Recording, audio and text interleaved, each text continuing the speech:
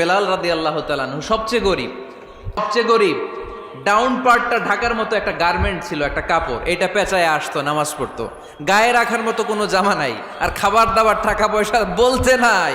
ওই সাহাবীরে বিষ্ণু ইসলাম বললেন, আনফিক বেলাল, বেলাল তুমিও দান করো, তুমিও দাও, দানের হাতকে প্রশস্ত করে দাও।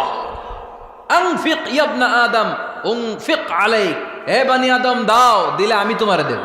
কেজির এটা হুজুরে দিয়ে দিলাম, এরপরে কেউ আমার 20 কেজি দিলে ওইটা ধরবো, ওইটা আবার আরেকজনরে দিব, এরপরে আরেকজন 30 কেজি দিলে ওইটারে ধরবো। কথা বলেন। এজন্য আল্লাহ বললেন, ইনফিকুনা ফিস সাররাই ওয়াদ দাররা, আমার মুত্তাকি বান্দারে প্রথম গুণ, তারা সুখে দুঃখে সব সময় দান করে, দানের ধারাবাহিকতা সব সময় অব্যাহত রাখে। যারা সুখে দুঃখে সচ্ছল অসচ্ছল সব অবস্থায় দান করে, তাদের নাম হলো মুত্তাকি।